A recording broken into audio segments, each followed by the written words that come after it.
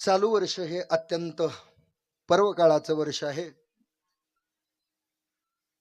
या वर्षी माऊली महावैष्णव ज्ञानोबा यांना अवतार घेऊन 750 वर्ष पूर्ण झाली. याच वर्षी श्रीमंत श्री जगद्गुरु तुकोबाराय यांना वैकुंठ गमन करून 375 वर्ष पूर्ण झाली. याच वर्षी श्री संत नामदेव महाराज यांना समाधिस्थ होऊन 675 वर्ष पूर्ण झाली. याच वर्षी श्री संत जनाबाई महाराज यांना समाधिस्थ होऊन 675 वर्ष पूर्ण झाली. याच वर्षी वारीचे आद्यजनक श्री तुकोबारायांचे धाकले चिरंजीव श्री नारायण महाराज. नारायण महाराज म्हणजे साक्षात ज्ञानोबारायांचा दुसरा अवतार आहे. या नारायण महाराजांना याच वर्षी अवतार घेऊन 375 वर्ष पूर्ण झाली. आणि या सगळ्याचं औचित्य साधून खूप मोठा सोहळा महाराष्ट्रामध्ये आयोजन करण्यात आला.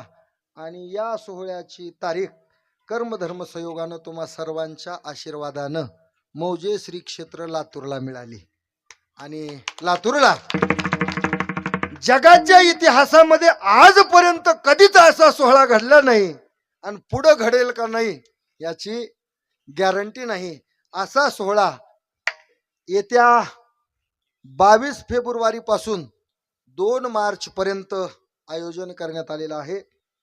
येणाऱ्या 21 फेब्रुवारी रोजी सकाळी ठीक 8 वाजता हेलिकॉप्टरच्या साह्यानं माऊली ज्ञानोबारायांच्या, जगद्गुरु तुकोबारायांच्या, श्री संत जनाबाई महाराजांच्या, श्री संत नामदेव महाराजांच्या, श्री संत गोरोबा काका महाराजांच्या, श्री संत सावताबाबांच्या आणि श्री संत नारायण महाराजांच्या या सर्व संतांच्या पादुका हेलिकॉप्टरनं सकाळी 6 वाजता 7 वाजता सिद्धेश्वर मंदिर लातूर इथं उतरतील.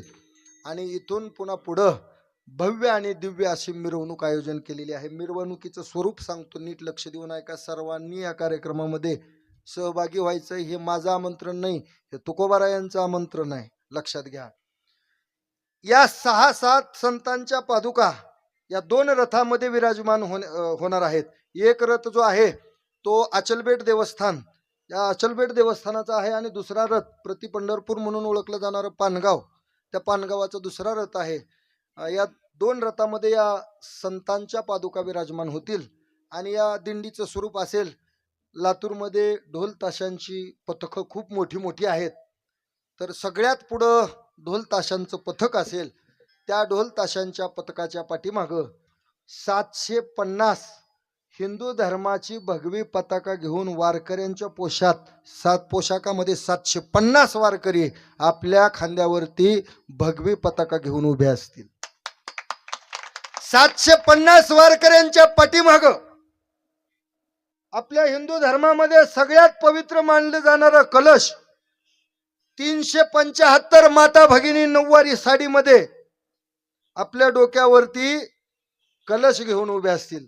त्या 375 माता भगिनींच्या पाठीमाग 375 नऊवारी साडी घालून तुळशी घेऊन आमच्या माता भगिनी उभ्या असतील. त्या तुळशी घेणाऱ्या माता भगिनींच्या पाठीमाग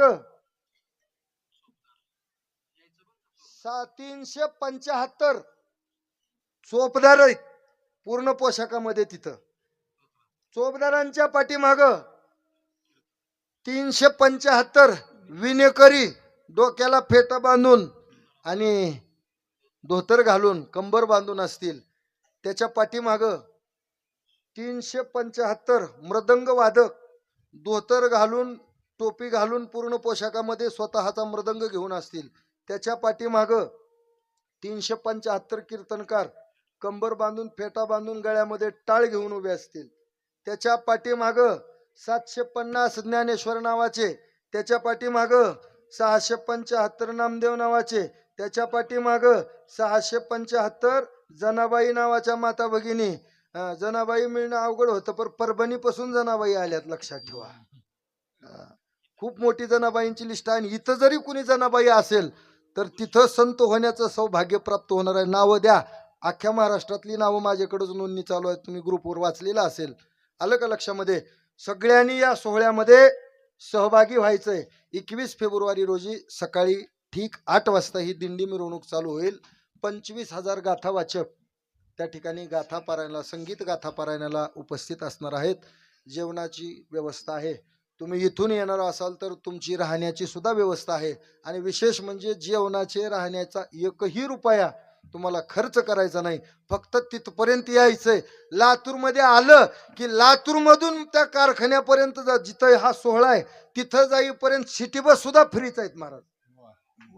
म्हणून तुम्ही सर्वजणांनी या कार्यक्रमामध्ये खूप मोठ्या संख्येने सहभागी व्हा अशी तुम्हा सर्वांच्या चरणी प्रार्थना करतो.